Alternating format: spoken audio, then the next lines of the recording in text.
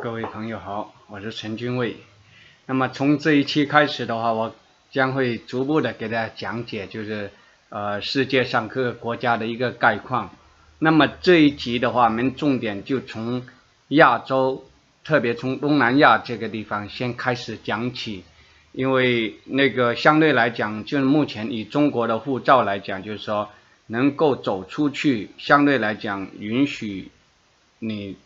就是能够接受你去申请他的签证的国家，相对比较容易一点。那么对于一些相对来讲，就是说个人的条件，就是说有的时候那个相对发达的一些国家，它会有一些硬性的要求，然后的话你暂时还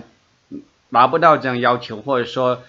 有其他的原因，就是暂时还到达不了那些你真正想要去的一些国家，那么至少你可以先出来啊，如果你有需要，你可以出来。至少这条路是能够可以比较畅通的出来，而且对所有的那个中国人相对来讲，只要你有想法是比较公平的啊，所以有这个样的一个通道的话，大家可以先思考啊，作为第一站啊，你不管这个亚洲这些国家或者东南亚这些国家是否你最终要去的那个国家，或者是要旅居也好，或者说要长期生活在这，那是你后期的选择。我现在想让你，如果你要是急着要出来，或者说要到国外来的话，那么如果其他的国家暂时出去有一定的阻碍，那么你可以先暂时往东南亚或者说往亚洲一些国家跑。那么今天我们的焦点先聚焦在东南亚这一块地方。东南亚国家总共有11个国家啊，那毗邻中国，而且那个边境线特别长。大家看看这里，你把它从这边从东往西这样看吧啊，这里越南啊，看这里越南啊，然后再到这边老挝的话。越南，然后这里就老挝啊，然后泰国的话，其实就是过了一条这个叫湄公河哈，它也很快也就到达了泰国这里，然后再过来这里缅甸哈，缅甸也是边境非常非常的长的啊，也是非常非常的长的，非常非常的长的啊，你看到这东南亚这些国家呢，它相对来讲气候的话也比较接近。类似于这个南方的一些省市，比如说像广东啦、福建啦，类似这样的那个云南啦等等哈，就是那个亚热带的地方，然后有的时候雨，有的时候下雨，有的时候那个会晴啊，然后天气相对来讲比较热，但是靠海也不算很热，反正，但如果你在太阳底下晒，就比较人感觉是比较热。你看到东南亚，它越往那个。越靠近赤道，那就天气就越热了啊，那皮肤也会越来越黑了，对不对？那东南亚这些国家呢，就是它到底有些什么样的一个基本的这个文化架构啊？你如果理解了这个的话，你出来相对来讲就会比较更加不会感觉不会困扰啊，很多东西你来观察，你就会知道，就是很快能够融入到一个地方的。生活去啊，我们如果从大的方向来讲，就是说那个越南越南这里的话，就是它是比较接近这个就是文化上是比较接近中国的。它目前的话，这个宗教的话，就是东南亚这里主要的几个宗教有那个佛教伊斯兰教，记住我一再强调，就是说我谈到的所谓的宗教，不是说你要去某个宗教，因为宗教其实很简单，它只是某一种知识，它是一个知识体系，然后也就是说大家大脑里面的所谓的信念、信仰，你就是接受了那套信仰的体系以后，也就意味着你的生活、人生的态度、你为人处事的方法等等，都会跟这个宗教有关系。那越南的就是因为它早期也是宗主国，也是中国。越南是在5代十国时期就是从中国独立出来的，然后现在的话，就是因为他所走的路包括现在为止，他还是社会主义社会啊，跟老挝一样的，所以越南人的很多文化，包括他的宗教，现在的话好像原来是在东南亚很多国家哈，它是就是南部上层佛教，那个越南应该还是属于大乘教，跟中国一样，也是那个释迦牟尼也是同时也受到那个儒家思想的影响哈，所以很多那个生活习惯方面，就是人的性格方面很接近中国，也是比较勤奋，也是如果特别在冷兵器时代的话，他那个通过那个商儒教这种方式，它的扩张其实也是很强的，所以越南也是属于那种跟中国有点类似一样的。现在目前的越南的话，就是说现在的越南哈，就是大家看到现在慢慢也看到很多网上有说的一些慢慢进行的一些社会的改革呀，然后慢慢也开始有一些地方也可以实现真正的像那个西方的这样文明的方向往这方面靠拢，但是实际上还在走的过程，里面的真实的这个进行投票过程中是否有猫腻啊等等，这个其实还是有很多那个疑点啊，有很多那个还有很多那个并没有想象中那么好吧，但是至少它的整个方向是往这方向走，然后另外一个现在越南也是跟中国早期一样，也正在搞经济开放这个方向走，然后现在目前中国有大量的企业，还有海外很多的企业都开始纷纷撤到东南亚来，然后越南也吸收了大量的资金留在了越南，所以未来的前景越南也是不错的啊。在东南亚国家这里好多的信奉佛教的，那佛教的话就是其实早期那个传过来的时候哈，我给大家看看哈，佛教其实都是从印度哈，印度的话现在有印度教还有佛教，但是它当时传播的话有两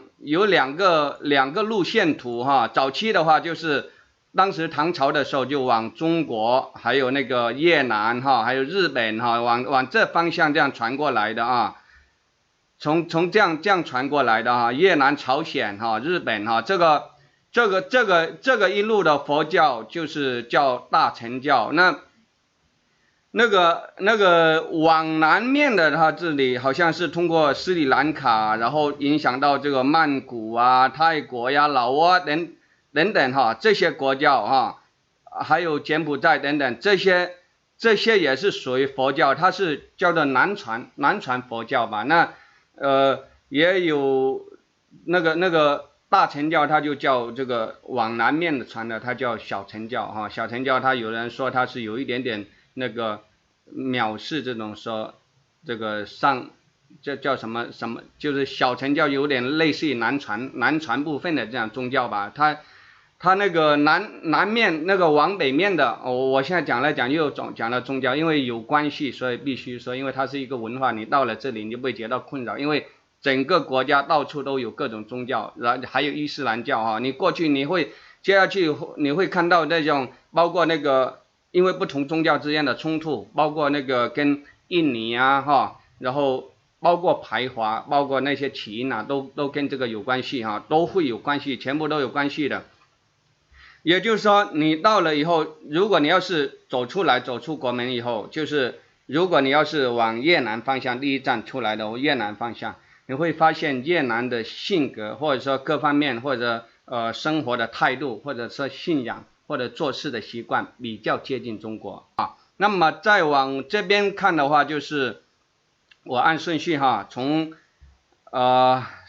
东到西吧，这样讲过去吧啊。这个老挝的话是跟泰国哈，它是宗教上是比较接近的，也是叫上座部佛教吧哈。那个现在信佛教的主要的一些国家有一个是泰国啊，那个柬埔寨啊，还有这个老挝，我看一下这里还有些什么国家，看看，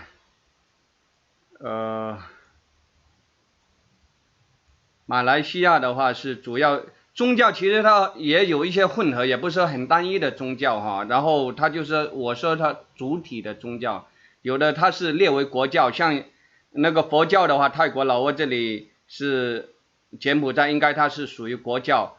那有的它只是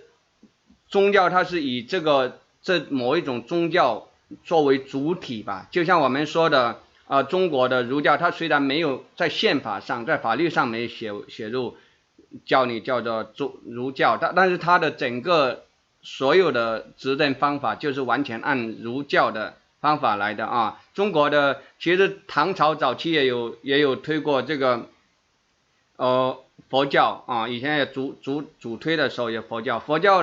的话，一般它比较依赖这个政府或者依赖皇权哈，它是一种共生的状态。佛教本身的话，你看它会说自修啊，然后静心，然后它一般不杀生哈，不，所有一切就是比较属于那种比较平和的一种宗教啊。这样的宗教的话，就对那个管理比较好管理。但是如果有个问题，就是说，如果大家都没有野心，没有激情，没有去创新，没有去突破的话，那么这个国家往往也是比较没有活力，也没有创造力。这就是宗教。那另外一个就是说，如果信佛，很多人都在建立了大量的寺院。寺院的话，那你那些和尚是不是也要生活，要吃饭，要开支，而且你要创造，那劳动力不就少了吗？所以在中国的话，就是最终选择的肯定是要儒教，就是直接变成奴才，然后拼着老命24小时，每天的话工作10多个小时，然后把你榨光，跟那种在寺庙里面你身强体壮的人也没有去干活，虽然就是说向善，大家也不反对了，然后皇权稳住，但是它可剥夺的东西更少，所以中国的话就是把后续的话基本上就把那个奴家教就是儒家的奴才教就是作为主推哈。现在目前是中国是奴才再加鞭子鞭打的那个商鞅教，就是商奴教合一啊。那个现在东南亚这几个国家的话，就现在目前那个老挝啊，还有泰国啊，还有那个柬埔寨，它是以南传佛教这样为主的，所以相对来讲，它也比较没有做事，也比较没有激情，也没有什么时间观念，然后跟我们南方，跟我们的中国过来的啊，跟我们中国过来，因为东南亚华人也很多哈，跟东南亚人过来的那个做事很辛苦，很拼命，然后最终的话，在东南亚慢慢就是因为中国人就是说无形之中这种刚开始可能是出于一种生活贫困，其实很多到以前早期的时候把那个东南亚这些国家叫南洋，很多人说下南洋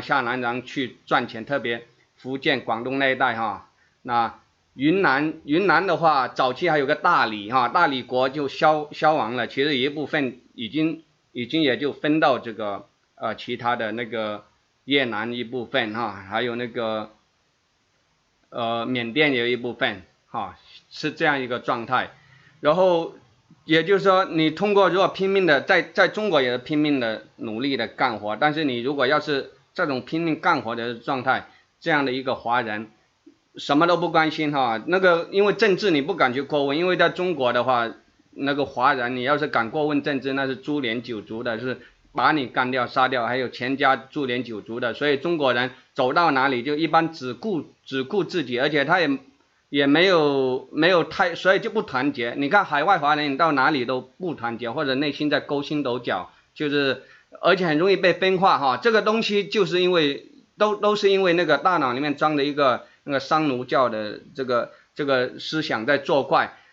他也很容易就是互相踩，有利益之间我可以把对方踩掉啊，这就商奴教，这已经植入到里面去了。现在流落到世界各个地方的所有华人都具有这个特征，不管你跑到哪里，他的大脑的系统还是装的商奴教，因为人的真正的流通其实是在大航海时期才真正的往各个地方去，有的是也许是殖民地开拓以后，有的刚开始过去，有的是纯粹只是殖民地看到中国这种这种状态，中国人那种状态，他干活拼着老命干活，也不过问，非常好打理。就是人的话，你过来就拼命干活，然后给钱，很好打理。所以华人其实你卖到全世界各地方去，或者说他主动来找你华人当劳工是很受欢迎的，这就是华人的状态。这一带的话，像这种越南、老挝、缅甸这些地方啊，这个以前被称为那个中南半岛它就像一个小岛一样的啊，一直到马来这里都叫中南半岛。然后这里另外一个的话，这个叫好像叫马来群岛，马来这个国家好像一部分在这，另外一部分在这。它这里的话是一个群岛这下面的是一个群岛印度尼西亚这一大带是一个群岛还有包括菲律宾这里是以前叫中南半岛吧，在中南半岛然后的话就是这里叫马来群岛这一大片叫做马来群岛。东南亚中南半岛这边还有一部分就是看这里这个缅甸还有这个泰国，它也是属于东南亚的缅甸的话就是也是佛教，跟泰国一样，他们都是那个南上部佛教是吧？缅甸也是属于多民族的国家它还有在靠近中国的地方还有一个叫果敢族的这跟明朝的好像是皇室的后裔原来早期也是属于中国的一部分。还有大理的那部分还有一部分叫做什么佤邦佤邦的话现在的话你看佤邦也都是华人吧。佤邦的话现在基本上你看过去那个整个政策或之类的，我前几天看那个佤邦的新闻，基本上就跟那个共产党的那个有点很接近吧。你看他的新闻那个风格那个状态就看得出来然后还有一个就是早期的时候，就是国民党当时跟那个在解放前吧，也就是说在国民党溃败之前，还有一部分的那个孤军就是流落到了那个缅甸，然后在那边夹缝中生存。然后缅甸又说这个是因为是中国的兵嘛是吧，那个又说是中国的侵略军吧，其实是当时打败以后那个遗留在里面，然后很长一段时间就是处在一种非常尴尬的地位，又退不回去，然后又没路可去然后有一段时间还在那个大家看这个金三角，当时有贩毒之类的，也就是当时在内地大街，金三角的话是在这个老挝，然后泰国和缅甸这个三角区域，然后当时的话也参与了一些贩毒之类的，因为在那个地带那个时段的话，就是说比较乱，然后也经济上也没有其他来源。金三角种植毒品，这个是从清朝那个时候就已经开始了，因为大量的需要那个英国需要赚外汇嘛，它种植鸦片，然后贩卖到中国，现在越种越大。当然现在已经开始在打击了就是金三角那一带贩毒慢慢也结束了。然后的话，国民党军那个孤军就是遗留下来一个孤军，一直没有个去处。后来的话就是随着这个共产党的这个意识形态输出，然后的话又有很多的缅共、泰共等等，然后的话因为跟中国一样四处抓人打斗地主把那个私有财产剥夺了，类似一样重复的在东南亚这样复演，所以导致整个东南亚都开始建立了什么东盟十国开始反共这东盟十国当时的建立就是为了反共而建立的那当时国民党就是泰国的话，因为也没办法跟这样的一个流氓的这样一个武装这样斗争，因为他打游击战嘛是吧，然后你政府军一走他就出来抢夺然后你打他就那个化整为零就这样一种游击战状态。那当时的话就是泰国就是跟那个国民党的那支孤军，然后进行合作，然后的话就是把这个共产党就是泰共嘛，泰国共产党给他干掉以后，然后就给国民党这个孤军一个国籍吧，一个身份吧。那所以现在那个国民党孤军现在就很多就落户到那个泰籍里面去哈。泰国那边还有国际难民署设在那里哈。当然现在的话，因为随着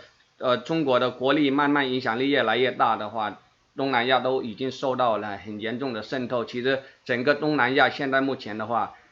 在这里生活，如果特别一些政治难民在这里，还是有一定的风险性的，一定要注意哈，渗透抓捕这个东西，还有的遣返回国哈，大家一定要注意这个事情。那泰国的话，本身就是在整个东南亚国家里面是唯一一个没有被那个殖民的国家。泰国也是信仰那个佛教的，现在也有很多的这个全世界的难民吧，也有。现在泰国的话，主要是以旅游为主的一个这样的国家，一个宗教的一个国家啊。在马来这边哈，我们这里的话暂时先讲到这啊，我们再看看这点马来群岛这边啊，这里也有几个国家。马来群岛这边主要有马来西亚哈，那新加坡的话是后期也独立出来了，现在新加坡这里叫马六甲海峡，很多那个到达欧洲的商船需要经过这里啊，然后现在的话，新加坡的话是属于经济上是比较发达的国家。同时，它也传承了这个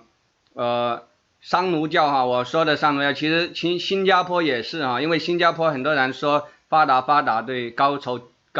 楼啊建高楼林立啊等等的哈，这些看起来都很漂亮，然后经济上确实也可以。另外一个，它的地理位置也已经虽然在建国的初期的话，因为作为华人嘛，华人自己以华人为主的这样组建的这种国家，本来马来西亚这边还有印度尼西亚这里是信奉那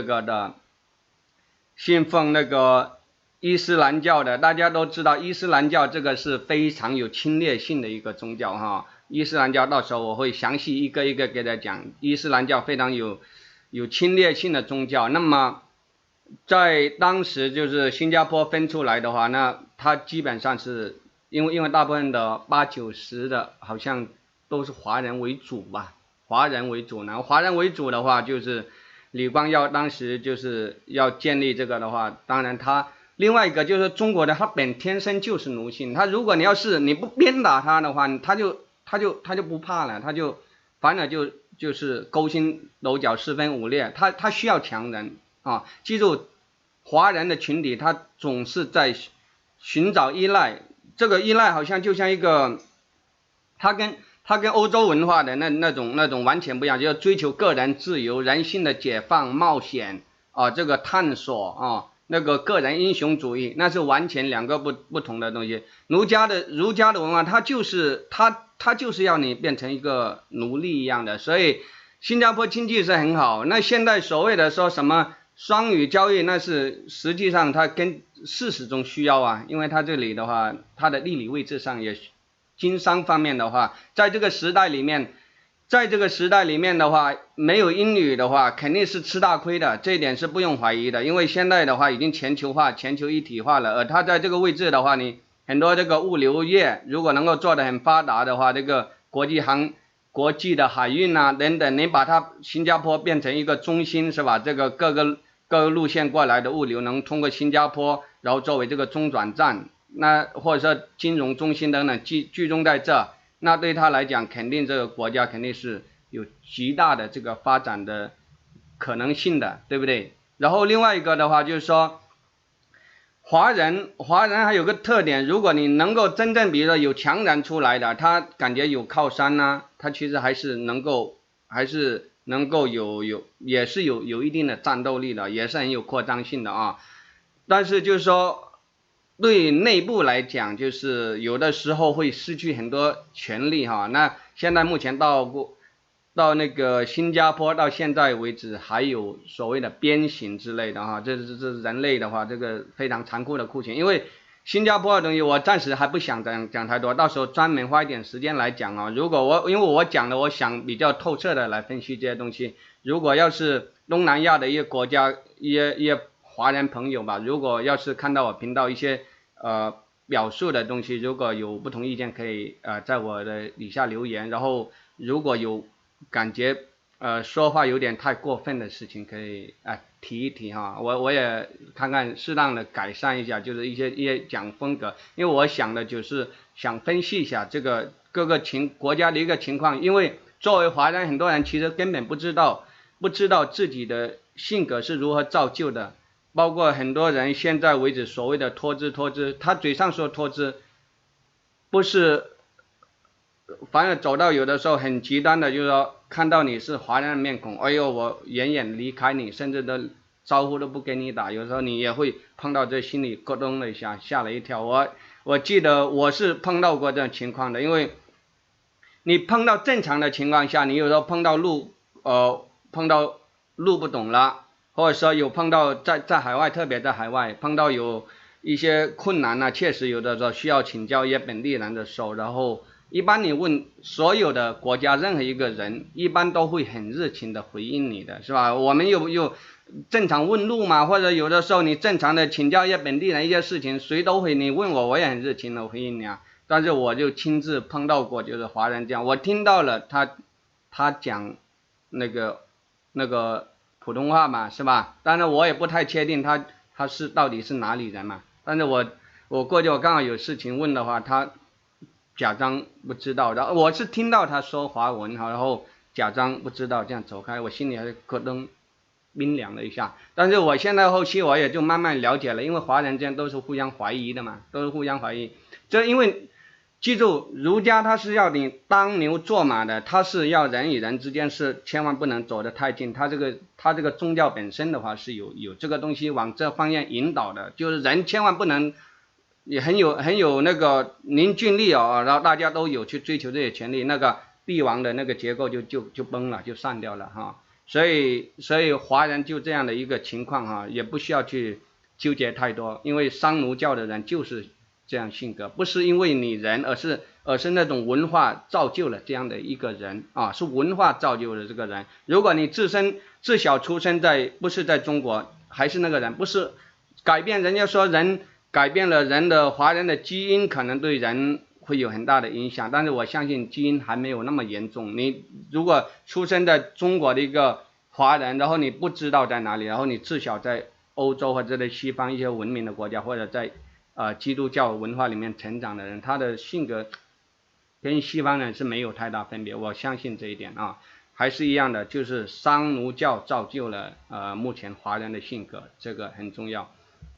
马来西亚和印度尼西亚这边的话，它是那个伊斯兰教为主的一个国家。那这边还有菲律宾的话是现在应该是天主教为主的这边的话，东南亚国家记住他们在历史上他们都曾经是第一个是小国，然后的话另外一个他曾经都被占领过，都被那个殖民地过都被殖民地过。那么在殖民地它很多文化，除了说土著民族，但是一些宗教与文化其实大部分都是外来的。比如说你说那个小乘佛教，就是南上部佛教是吧？它也是从印度传过来的，对不对？然后的话那个伊斯兰教是波斯人那个阿拉伯那地方传过来的嘛，是吧？还有中国的那个商奴教也是从华人那边传过来的嘛，它是这样一个过来的。然后再加上这种早期的话曾经被殖民地过在这里面的话，看这里这里是马来西亚马来西亚跟那个马来西亚早期是应该跟这个缅甸然后马来这个地方应该跟印度哈，印度早期的话是英国的殖民地哈，这个片区的话原来是英国的殖民地。那印度尼西亚原来是荷兰的殖民地，马来西亚和印尼的话是印度尼西亚是以这个伊斯兰教为主的一个国家啊。那中国华人的话就是往这个印度尼西亚和那个马来西亚移民，从明清的时候就有陆陆续续的那个华人移民到这里来，而且主要的移民的地方主要是以广东啊、福建啊、海南啊或者一些沿海的省份吧，浙江啊这些。印尼和马来西亚之间都曾经有发生过这种排华的事件啊，其实也是可以看出就是两种文明吧，就是伊斯兰教文明和那个中华的这个商奴教文明的这一个冲突吧。冲突的原因也有多种多样，比较复杂吧。第一个就是说，华人本身就是因为华人基本上在全世界任何地方是属于比较勤奋、比较努力的，那有经商能力都不错，是吧？然后很快的话会控制住，就是在地方的经济方面，在马来西亚或者印度尼西亚那个经济地位比较高。然后的话，土著民族的话，那土著民族主要以信奉这个伊斯兰教为主，政客每次要上台的时候都会借用这个经济这样去讨好本地人，整个政治的制度会倾向于就是优待这个本族的土著人啊，形成这样的一个情况。再加上就早期大家都知道那个老毛就是毛泽东嘛，早期的那个意识形态的输出，反正东南亚好多国家都受到那个共产主义这套毒害这个意识形态的输出，然后进了华人遭殃。华人在海外是因为有一部分原因，就是因为共产主义意识形态的输出而遭殃，这有一部分的原因。另外一部分就是因为华人受到这个儒家的这套思想，所以不关心政治啊。另外一个的话，他只关心赚钱嘛，是吧？在社会地位方面不高啊，但是经济上拼命赚钱，然后导致慢慢的话在经济上他就经济地位比较高一点，那就导致很多人穷人嘛，心里就不平衡啊等等。那么你社会上在政治地位上不高的话，就很有可能被这个政客操纵哈。每次选举的时候都会拿华人作为一个操纵的点，然后挑动这个华人与本地的这个民族的这个矛盾，然后的话政治家他就获得好处。另外一点就是说，华人本身嘛，他也有一点点就是谁有那个就会华人本身他也有这种依赖强者的这个品性吧。殖民地国家一般采取的政治肯定，因为他也没有那么多人来管，但是他要打造一个平衡，不要把所有的焦点都放在就是殖民者的身上，让大家内部互相去斗嘛，跟中国是一样的。那么荷兰的话，当时在殖民这个印度尼西亚的时候，当然他会刻意的就是给这个华人然后更加好的一个商业机会哈，然后让你专心的去做这个，然后的话本地人就会慢慢的发现华人的经济条件比他好，然后进而心理上产生矛盾，然后把他焦点让内部去互相之间去斗，从而的话就是转化这个殖民地这种经济上或者说社会地位上的矛盾，然后转移到内部去。所以的话，在华人在东南亚和马来西亚这个情况，早期都曾经发生过一些排华的这个情况。我们再来看一下菲律宾这个地方，菲律宾这个国家的话，早期曾经被西班牙殖民了300多年的时间啊，早期的话也是西班牙的殖民地，然后到300多年以后，就是西班牙开始就是后续的话又被美国殖民了几十年吧，然后在那个2战以后独立，它的主要宗教也是信仰这个天主教的吧，天主教也是属于基督教系的嘛，是吧？越南还有这些老挝啊，这些地方的话，原来是法属的殖民地，也就是在原来东南亚国家基本上是被欧洲的列强一块一块给它瓜分掉，当时的那个也没有这个东南亚这个概念。东南亚的话，东南亚是二战的时候，就是那个为了方便那个当时跟那个二战跟那个法西斯的那个轴心国，也就是日本这边为了方便打仗，然后就是把它叫做那个东南亚的这个战区吧，这样的话才有了这样的这个名义。早期的话，在欧洲列强的感觉或者说在他们的心目中，其实也就是印度东面的类似于是印度或者说它的中国的南面，然后印度的东面的这一块区域，它只是真正的印象中，你看它的名称就是东南亚，它名称就叫什么？Indochina， 这是中国啊，这是中华帝国啊，这边是印度的，东南亚就被称为 Indochina 这样的一个名称啊。那当然，随着那个第二次世界大战结束以后呢，然后开始就是各个国家就开始独立了啊，也就是在二战期间，日本偷袭了美国的珍珠港，然后同时的话开始大举的这个侵略东南亚，当然中国还有一部分，然后形成这样一个局势哈，然后的话那个时候才开始就是美国开始正式的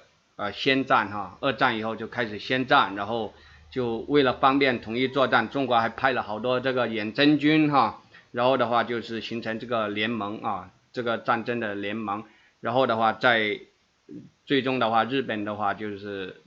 到美国后来扔了2颗原子弹，然后日本的话战败啊，这一个过程。然后随着那个二战结束以后，然后